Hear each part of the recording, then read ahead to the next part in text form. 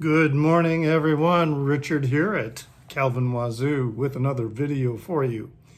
And today, some of these videos some of the music I'm going to play here are not songs that your mother would listen to. Anyway, most of these are new acquisitions, except for one.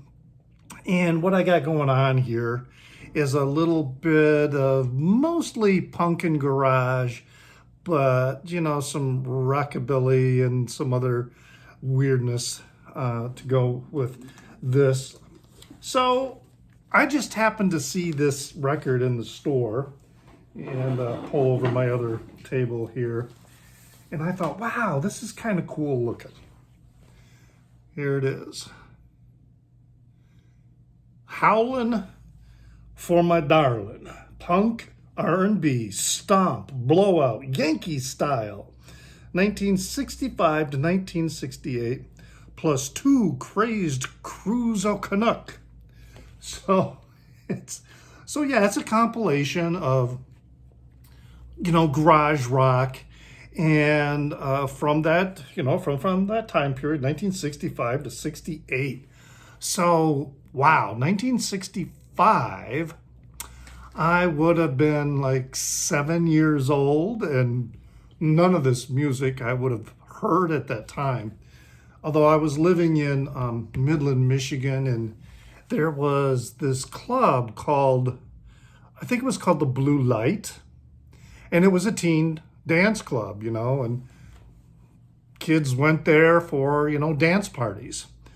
And so maybe some of this music, they listened to. And then in 1968, so this goes up to 1968, I was 10 years old, and I was just becoming aware of, bands like the Beatles, Rolling Stones, Frank Zappa, but I was beginning to hear, popular music of the era. But, I never heard a lot of garage rock until much, much, much later. So anyway, this really intrigued me, so I picked it up. And it's got songs from like a band called the Tasmanians, a band Limey and the Yanks, Greek Fountains, Jagged Edge, Nick Hoffman. And the selection I'm going to play is by Nick Hoffman. It's called King of the Moon. Graven Image, The Undertakers, Devil's Own, Jagged Edge, Canadian Squires, Keith Kessler, Underworld, and not the underworld, of dance techno. The Rogues, Cobras, Dirty Shames, Tropics, Jagged Edge, and then we'll showing little 45s with their came with this, sheet of information about the different bands, plus all these other records. I mean, check out this label, okay? So, Teenage Shutdown is the label. And this is what the label looks like. Really, really quite cool stuff here. And, of course, the sound quality, it sounds like, 60s, 45s, but it's still really good, really rockin' stuff. Some of the bands, there's little bios for each of the bands. Like this one here, The Undertakers, is a band from Hawaii. And they talked about, some of the Canadian bands, like the Canadian Squires. Apparently they played a lot of Southern Ontario. So they might have played Toronto, but then I think they would have been playing towns like, London, Sarnia, maybe Hamilton, and some other towns in Southern Ontario. And then they played all over Southern Ontario and into the deep south of the U.S. So, they probably did some gigs in Ohio and Michigan and maybe New York, Buffalo area or something like that. So yeah, pretty nice selection and kind of slice of the music from that era. Very cool. So here's a listen to the Nick Hoffman, King of the Moon.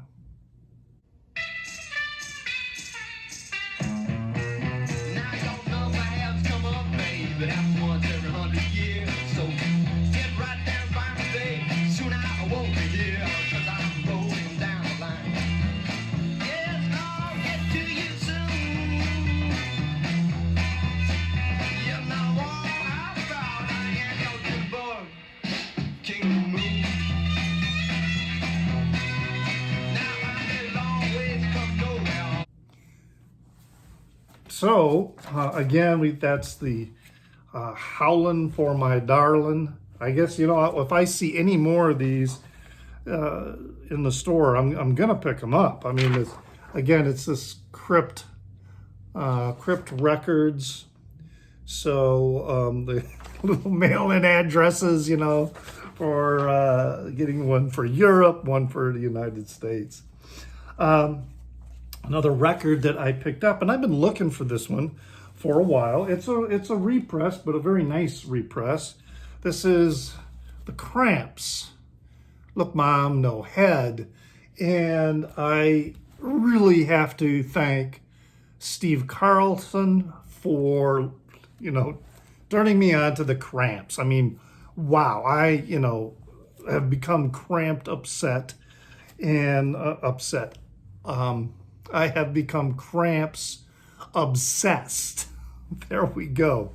And really, really like this rockabilly kind of, it's rockabilly with a punk sneer, I just really like it. This one is on the hot, kind of a hot pink, I guess you could say, color. Crazy, inside sleeve, because you've got, Lux Interior, and then Poison Ivy, who plays guitar. Lux Interior, I think he died recently. Great stuff. I love the Cramps. And, here's a listen for you.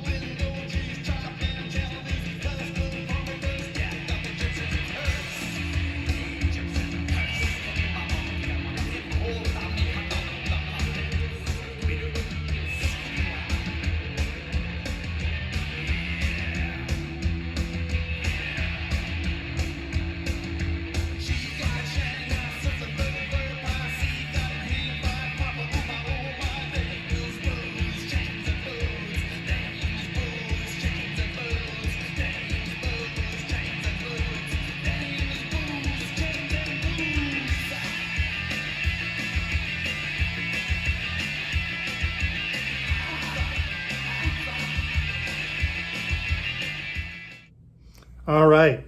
So listening to the Cramps really got me in the mood to pull something out. And I've had this for a while. And that is the Fabulous Thunderbirds, T-Bird Rhythm. So this is a great album. And, it's got Jimmy Lee Vaughan, brother of Stevie Ray Vaughan. And it's blues with a rockabilly edge to it. And you've got Kim Wilson, okay, who does the vocals and harmonica. Now, Kim Wilson did some touring on his own. And I was living in Holland, Michigan This would have been the early 2000s. And there was this roadside bar called The Barn. And Kim Wilson was playing there. And so I didn't have this on vinyl at the time. I had CDs. And so I brought my CDs in, and Kim Wilson signed them. Very good show. Played a lot of songs, from this and from other Fabulous Thunderbirds recording. So, yeah, the one is, I think the song I'm going to play for you is You're Humbugging Me.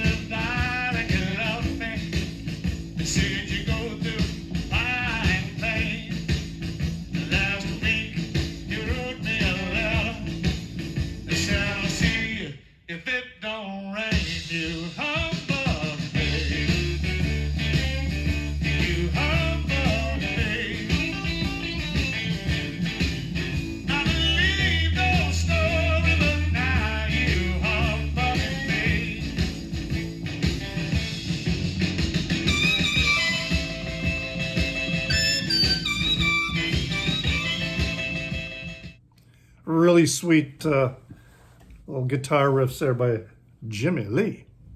All right, now this next one I bought because of the cover. I have seen releases by this band in the punk section, where I do most of my record shopping. But this cover, okay, so it's a bit prurient. And there we have NoFX. So it's interesting. I was checking on some stuff here about this band. Here's the the back cover, and there's like this question: what does NoFX stand for? And the response was, it doesn't stand for shit. Well, I don't even view this as an acronym. I see that and immediately I'm thinking no fucks. So this is a band that in some respects probably has no fucks to give. They're very much like Green Day. So if you do like the Green Day sound, they're very much like Green Day. Being a little more puerile and less serious, with some of their songs. I was afraid that I paid too much money for this. This was pretty pricey, I mean, this was in the the other thing you see, it says Eating Lamb. All right, so actually that's not the name of the recording. The name of the recording is Heavy Petting Zoo. And so when it was released, it was, Heavy Petting Zoo, and a slightly different cover to it that perhaps is even more puerile than this one. But in Discogs, it's identified under both names, Heavy Petting Zoo, and then also this other release, a reissue as Eating Lamb, on this red vinyl. And then it comes in with, it also comes with this crazy insert. So, yeah, so, and I kind of forgot where I started when I went off on the tangent about the names. Oh yeah, the price. I was kind of worried that I paid maybe too much for it. I mean, it was expensive. It was in the bin of new acquisitions, that are identified as expensive records. So we're talking about records that are 40 to 50 bucks. And but when I got it home and I looked it up, I actually ended up paying on the low end of the resale market, so less than median, and it can apparently it sells for, or at least has sold for as much as $80. So I probably got a pretty good deal on it. Like I say, it's not groundbreaking punk in any respects. And as I also said, it's very much like Green Day. But here's a cut from the album for you. I think the one I am going to play is Freedom Like a Shopping Cart.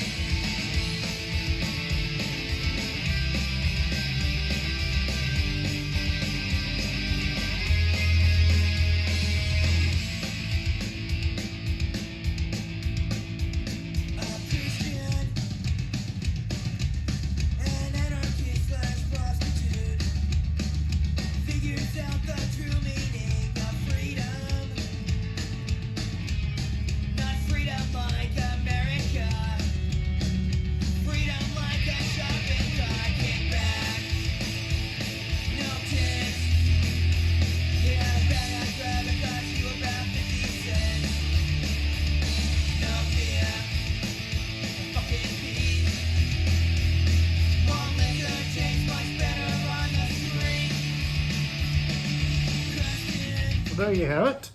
The band No Fucks.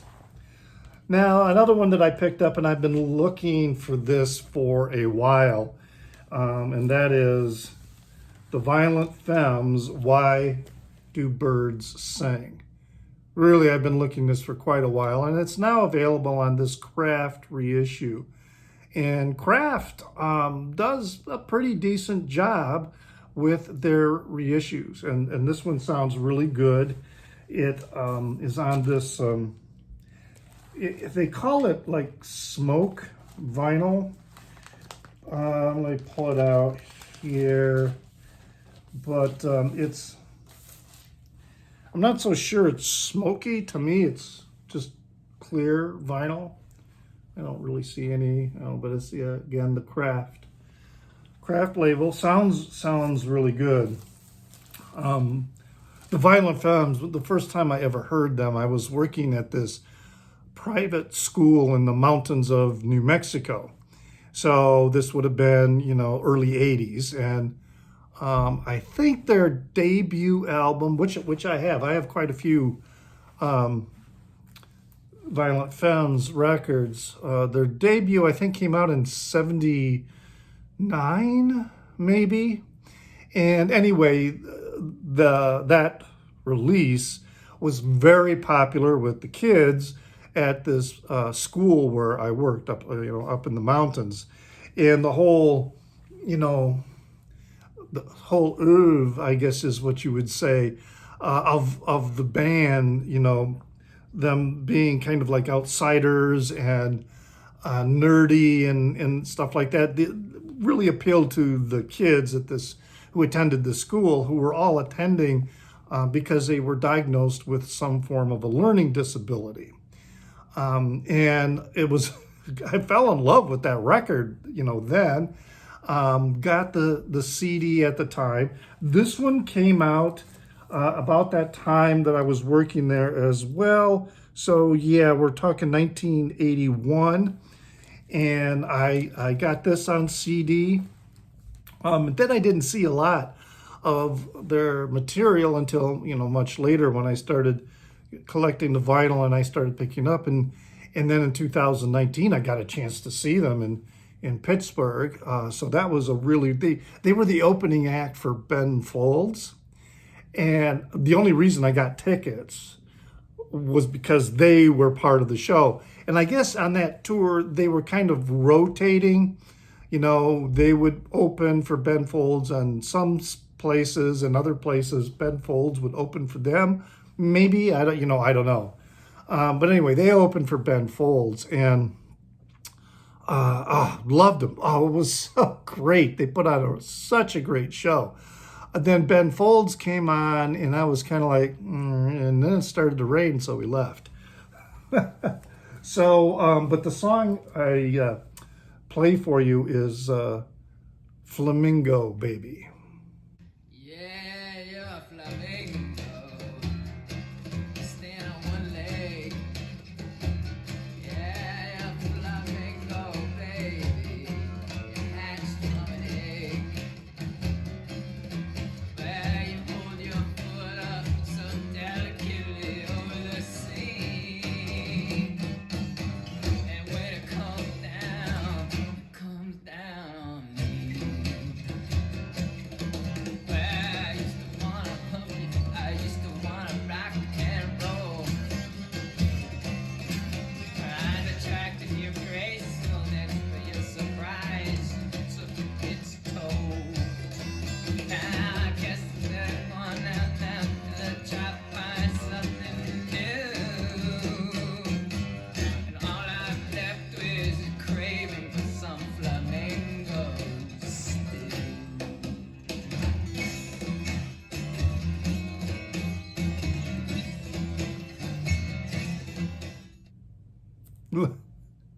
Good song, huh? All right. So, and then my last one, this was another one that I had at that time on cassette, actually, in the early 1980s. And it's this Scottish band, well, Scottish duo, all right? The Proclaimers. So the identical twin brothers singing great songs, great harmonies. Yeah, this is a gold stamped promo, which I found has a spelling error on the label. The name of the record is Sunshine on Leith, which is where they're from, Leith. All right. But if you see there, the song says Sunshine on Lee. And, it says for promotional use only, whatever, But, man, these guys, just incredible harmonies and songs. Some of them are very socially aware, especially about the Scots and, them resenting, the foot of England being on their neck. And so there's many of the songs carry that kind of theme. There are other songs that are just beautiful love songs, beautiful spiritual ballads. Wow, my brain is just combining thoughts. Boom, just like that. But anyway, really good stuff. And the song I'm playing for you is Then I Met You.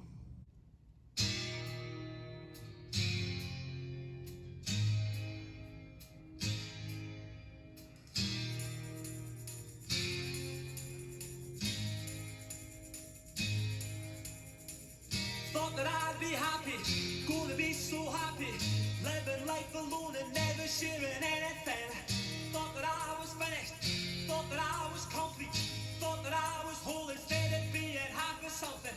Thought that I was growing all the wiser,